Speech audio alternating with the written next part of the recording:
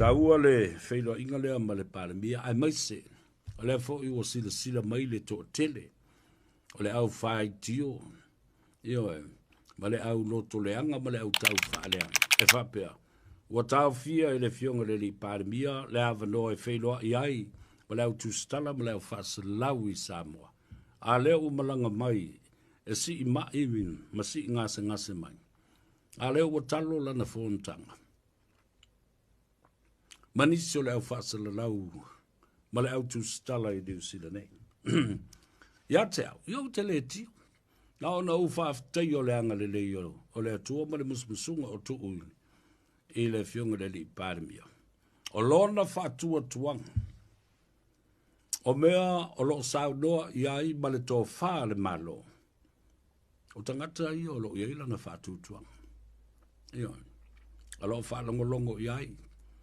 He is monitoring how the message is delivered to the public and what is in line with the government's agenda.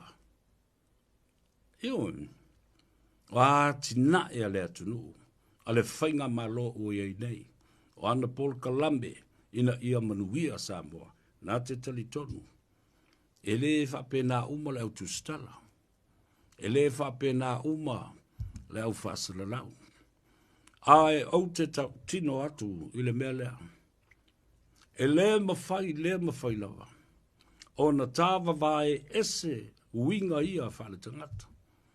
O le autostala fo I lo iai le laitu. La tau te la lango fo I la tau I atu le epa. Ma le hero pipi. O a me whai. Pea ona uwhai atu. A tā ngofie mi milo ni tala.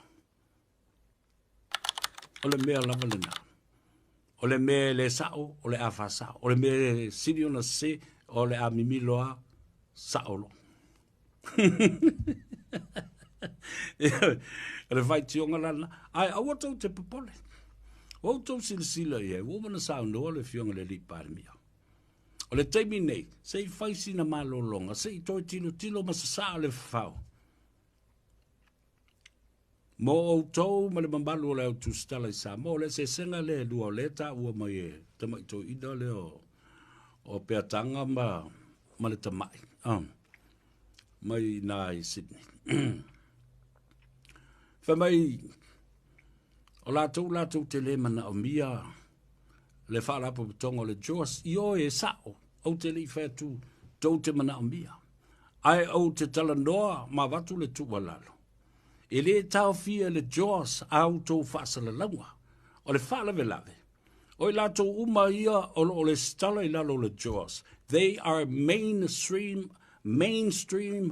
outlets. Mainstream media outlets. O au tau podcast, ma au tau social media ia. E le o tau au fia ma tau au whai o tau, wa au tau le amana iai, le rule book and the book of guidelines o lo o mai le Joas. Le alalana, mainstream media, o lo le stalai I, o lo mātou wha lo alo maustai, I le ta I ala o le tusi wa o mai, a o auto. Tau te le mana o mia le Joas. E lei foi lani tu la fono e pui ai, ala o faasalalau e tu u faua, ma tu u fatiu tala loa. Nala fo le nai tu te le mara malama le le I tu la fono. Wa a soli level platform or social media outlets la toia. So be it, because they are not binded under the guidance of these principles and this rule book. Amo mai. Ne la le nai le ona soli tu la. Le a fia o tau te le mana o mia fo le Joas. Oh, I fight. A le ala le na, le a lai. Ona o mainstream media outlets e o ele stala ma au mai le tusta I ala se I whaitau ma mana malamai. Nala foi lalena. Ele mwhai ai ona tau fia se matapel tau whaaleanga. Leanga tau te le mana malama ina mea ta o le character assassination and also defamation that is in the rule book. Mai o lala foi na o le amana ia tele. E whaitani a o tau a au mai a o le tau mata upule o le hale nā ma lea. Whai e pia o tau. E le whapea, ua whai atu sesi, e te tau o tau o mai i, a o tau le mai, ua tau fia o tau, ai, i se tala e whai e sesi whapea da. Ioi, a o le mbeo le tāua. Ioi, o mainstream media la, ia outlets, o le e le stala, maamana ia, le Council of the Jaws. Ioi, e iei se wha malu e o mai lalo. O tangata outsiders umala ia o le social media. E pule a o tau. Ioi, i le ini tu la fono tau te taalo e wā tau te le fia marmalama, i tau te le marmalama, fo ma le stala, se au mai le tu la fono.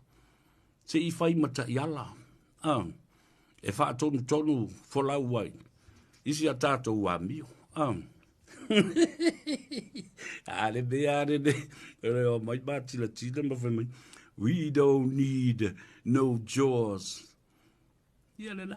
E ni tisi e pule e fuel. Nā mea o tau ia. E meo ka whaonga mai e vanga e oi. E oi whai. Ai o le tāu o le mea le. E sau no mai le Palemia. So with these social media out of control, ele fo la se control le malo e fai, tu ai pe o to e fai. Lea la wa tasi le finangalo o le malo mo le fionga le li Palemia. We'll give it a break. Ele fa pe o se mea o le ata o fi mo se te biumi. E pule le Palemia. Awa o le watu le avanoa I ana minsta pe ama e a briefing al malo mo le kabineta. O ane o tau se I whaafsanga I tonu male media. Tali fesiri patino I lau lava matanga. Se I koma lai titi il Palemia. Wawaila le tau o tele le na. Ai la lango le Palemia. La tau te lango ina. Mainstream media se mawhai. O na la tau mamoli le savali ale malo. Ki liva le savali ale malo I maota malawa maa nganga o tangata. Iwan. Therefore, la e whaamasino le atinu. The mainstream media. E whai tete fo I a lātou issue is taladoina. Ele au maia ni half-truth, or 40%, 50%, 60% truth. Wa umana sau noa ia il Palemia la solea. Au mai le se lau pasene. Io. Afo la la whai atu se whateita ingo le mea ta o le mimilo. Mimilo upu. Mimilo le wingo le mea. O mana whata oto le tula fono, ma le ta iala, ma whainga whaavaya le malo. I lana poloketi o le tasi le miliona. La le mea na utou whinau iai. O tau ia social media ia platforms a tula epa ma le propaganda media. Na utou pepese lava o mai tula epa, li mongi ma fontoe fe mai ele tupu. Ele tupu, ele aise tupe, ele aise poloketi, ele aise paketi. And then what? O tau aia na faasalauina, wana pauana o tangata e tōtolu e mai tonu o tau podcast. Ia mau tau faa fesoasani lava iai. E faa lawi loa le nā tala pepelo o mimilo. Aia. Se mele leile faafonga le atunu, uma le itu malo, al fo ili mongi ia failo na itu malo, uma no fatu lo itu malo, ele aise polo kiti ele aise tupe. Ala ale mea matanga. Na mo mua wawa I atu mori maule atunu o whao mai luma o le kesi. I luma o le minsta o le poloketi. Ai lolofi atu I ai le media ma cameras ma lau tu stala ma lau faasalalau. Pu e le saini. Wa saini tūl tupe. Tasi le na wha tainga. Peataga ma le Tama'i. O le mimilo ina, o le tofa, le malo, le poloketi ina I ola mamanuia atina e le atunu. Wa neila, wa whaiwhai aua.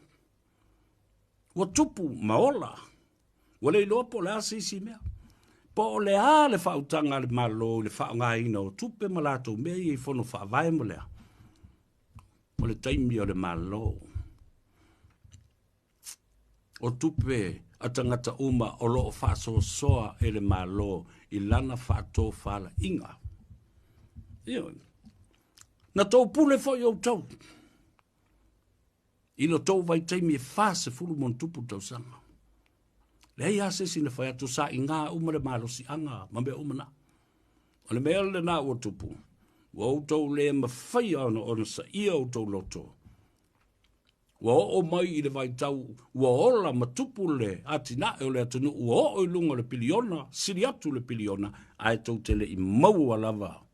Se tae au ma se ava noa, e lufi ma faasoa ai, se paketi faapea ua ova atu I le piliona. So there you go.